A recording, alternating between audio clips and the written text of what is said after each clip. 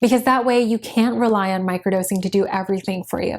In today's video, I am going to attempt to troubleshoot some of your most common microdosing issues. I know some of you guys may have found my channel via the microdosing FAQ video that I published almost a full year ago today now. That video was intended for those who hadn't started their microdosing journey and perhaps are interested in learning more information about it. Today's video is going to be for those who have started microdosing and are coming to find that it isn't quite panning out the way they had expected. So what I've done is I've identified 6 common issues you might run into on your microdosing journey. And for each issue, I'm going to outline some possible explanations as to why the issue might be occurring. And then within the explanation, you're going to find your possible solution. Lastly, for a variety of different practical reasons, I'm going to focus this video on microdosing psilocybin and not LSD, which is the other popularly microdosed psychedelic substance. And very quickly, if you're curious, the reasons why I'm not focusing on LSD is because I think that psilocybin is more beginner friendly, it's more accessible, it doesn't last as long. Also, YouTube won't let me monetize videos about LSD, so sorry about that. But also, you know, I think psilocybin works just fine with one caveat, which I will share with you later on in this video. With all of that said, let's just get right into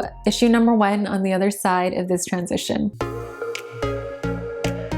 Issue number 1. Microdosing makes me feel more irritable. So you've been sticking to a steady protocol for a couple weeks now, but microdosing seems to be making you feel more anxious or more agitated, and you are like, what gives? I feel more sensitive. I don't feel calm and collected like people report. This is actually a very commonly reported issue, which is why I've made this issue my number 1 issue to highlight. What many people don't understand about psychedelics is that they are putative meaning response enhancers, which means that one of their modes of action is to directly enhance the placebo effect itself. This is why set and setting is so important for having a quality psychedelic experience. Set refers to mindset, as in having a mindset of openness and intention. Setting refers to your physical and social environment, generally controlling for variables in your environment so that you can be the most comfortable that you can be. Even though we're not talking about macrodosing here, set and setting is still a very important principle to keep in mind, especially set. Psilocybin is not an instant happy pill, and I wish I could say that twice, so I think I will. Psilocybin is not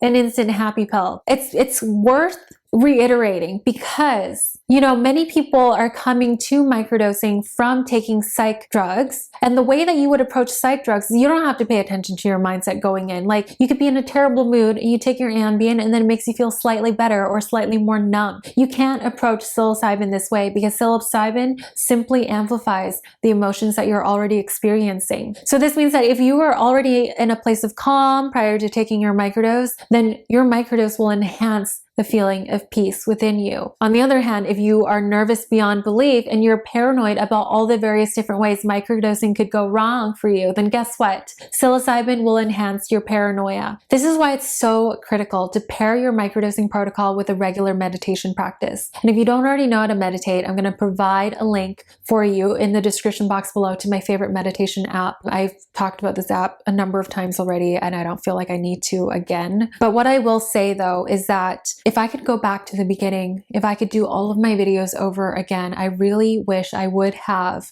stressed the importance of meditation, or at the very least having some sort of mindfulness-based practice be at the center of your microdosing journey, especially if you're microdosing for mental health reasons, to ground your protocol on some sort of meditation practice. Because that way you can't rely on microdosing to do everything for you. It has to be about meditation. It has to be about sitting with yourself. It has to be about doing the work to find your place of calm. And then the microdosing enhances that work. It enhances your meditation practice. Now, what if you're already practicing, some sort of mindfulness-based practice like breath work, yoga, meditation, but you still can't quash the feelings of agitation that you are experiencing on your microdose? I think in that scenario, I feel like what you're experiencing could be comparable to what some people experience when they take up meditation for the first time, in that instead of feeling calm or grounded, meditation seems to be bringing to light that which had otherwise been suppressed for them. And I've heard people claiming that meditation isn't for them for this very reason. And to that, I would say, Absolutely. I think if you make the decision that this isn't for me because it just keeps bringing to light the things that I'm trying to suppress, that means that you're not ready to engage in the work of healing. And some people have to do more work in healing because they have more to heal. And healing doesn't feel comfortable, especially the initial stages of healing. It's all about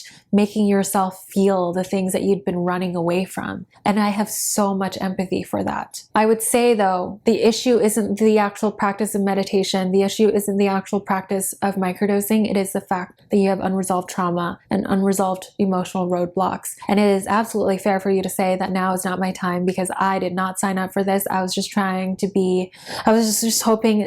microdose so that I can function better in the workplace. And this is clearly not working. So I understand if you come to that kind of conclusion. I would say now you have 3 options. Number 1, discontinue microdosing and go back to the way things were. And then perhaps you could try to process your emotions at a later date, perhaps within a more guided setting like in therapy. Number 2, keep microdosing, but make room for yourself to be inquisitive about your thoughts, feelings, and emotions. I think if you choose this option, then it would be good practice for you to adopt a curious observer mindset. So you know that certain thoughts and feelings will arise. Instead of automatically judging them or reacting to them, simply step back and see what's up. Just look at them without judgment. Be aware of them without judgment and watch as they curiously just float away. And that's it. Option number 3 is to go on a full psychedelic trip. So something like 1 to 2 grams of dry magic mushrooms. If you are doing this alone, I don't think you have to be afraid of something like 2 grams of dry magic mushrooms. You will have to do some work in educating yourself about set and setting, for example, and read about other people's experiences. If you live in a city where it is possible for you to participate in a guided ceremony, I live in Canada, so it's more accessible for me. I think that would be a really good idea. Now, there are clinics popping up in various different cities where people with actual healthcare backgrounds or, training in psychology, like walking people through a guided trip. And I think if you can have access to that, that would be a really good idea for you to consider. Issue number 2, microdosing makes me feel tired. This is another very commonly reported issue. Some possible explanations for you include the fact that you could actually just be tired and your mind and body needs to catch up on rest. Magic mushrooms have a way of getting us back to a level of energetic equilibrium. So if this is the case for you, allow yourself to listen to your body and do this for a week, rest up, and then see how you feel a little bit later. The second explanation would be that your starting dose might be a little too high. So when I first got into microdosing, I read that a microdose was anywhere between 100 milligrams to 250 milligrams or even 300 milligrams. Like I was reading this on product packaging. So excuse me for believing the actual product packaging instructions. But the problem is a range like that offers huge variability. And I'm now of the belief that everyone, no matter who you are, should start on the lower end, like 100 milligrams. You can always gradually increase your dose the second time around, but 100 milligrams I think would be a good place to start. Issue number 3, it's been 2 weeks now and I still haven't noticed any changes. Some possible explanations for you. Number 1, your protocol isn't robust enough, especially if you're trying to microdose for mental health purposes like alleviating anxiety or depression. I think once every 3 days might not be robust enough of a protocol for you. Try something like 4 days on, 3 days off, or 5 days on, 2 days off. This is more in line with the Stamets protocol, as opposed to the Fadiman protocol, which is 1 every 3 days. Explanation number 2, you're taking your microdose on a full stomach, and this is simply just going to slow down the absorption of the psilocybin. So try taking your dose on an empty stomach or maybe 30 minutes before you eat breakfast. Issue number 4, microdosing doesn't seem to improve my focus much at all. I feel like I can speak to this from a personal perspective because, fun fact, I have diagnosed ADD. And while microdosing psilocybin certainly helped me to stay more grounded and mindful in general, let's just say at the time it couldn't replace my ADD meds, which I still had to take because I needed to get things done. So if you're looking to microdose to manage your ADD symptoms, I would actually say try microdosing LSD over psilocybin. Why do I say this? Even though LSD and psilocybin are both considered classical psychedelics, there's actually a subtle difference between them that actually could make a huge difference if you're interested in microdosing for enhanced focus or productivity. So allow me to explain. Psilocybin binds to the 5-HT2A serotonin receptor, which plays an important role in regulating mood, impulsivity, and cognitive function. Psilocybin does not bind to the dopamine D2 receptor. Dopamine is a neurotransmitter that gets released when your brain is expecting a reward. And this plays a huge role in motivation and attention. So the reason why LSD could be more beneficial for you is that LSD actually interacts with both serotonin receptors and dopamine receptors. And the fact that it works on both receptors could explain why LSD tends to promote more of a stimulating extrospective effect compared to psilocybin. I made a video comparing the two for microdosing, and I'm going to link it. I don't know if I'm pointing here or there. It's going to be somewhere here. You can go check that out afterward. Issue number 5, microdosing has disrupted my sleep, or I can't seem to fall asleep. Okay, so 2 possible explanations for this. Number 1, your dose is too high. Number 2, you're taking your dose too late in the day. Just because mushrooms are active 4 to 6 hours doesn't mean you should necessarily take them 4 to 6 hours before bed. I have a personal experience with this because I used to take my microdose in the afternoon, and then I found that that would disrupt my sleep. It would actually kind of make me a little bit of an insomniac. And so for me, the solution was easy. I just stopped taking my microdose in the afternoon. I would only take it in the morning, and that made my sleep issues go away. Issue number 6, and our last one. Microdosing doesn't seem to be working for me anymore. I have 2 explanations for you. Number 1, you might have developed a tolerance, so this would be a good time for you to take at least 2 full weeks off to fully restore your tolerance levels. And number 2, check that other aspects of your life are in order: diet, sleep, exercise, because other integrative approaches can really make the difference.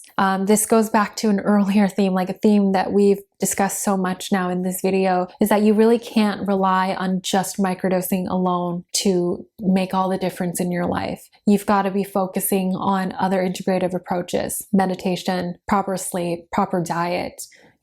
How are your relationships doing? Are you dealing with something toxic right now? Like all of these things, I can't comment on your exact personal situation, but I can give you a general principle that it is important to look at all areas of your life. Mental health is not just mental health. It's affected by so many other things. And really, you have to look at everything. So that's it for our video today. Thank you guys so much for watching this video. I'm going to use this video as another opportunity to plug the microdosing course that I am developing. I'm going to link you to my landing page so that you can sign up to be notified of when this course comes out. Microdosing for Mental Health. Honestly, this is going to be a very research heavy course, and it's going to be as evidence-based as somebody who doesn't have a background in science can possibly make it. Thankfully, there's so much research that is open access. So my job would be to take the research and sort of make it like what I do on this channel. I distill the information and I make it easy for you to understand. And that's what I'm going to do with the microdosing course. Other than that, I will see you next time.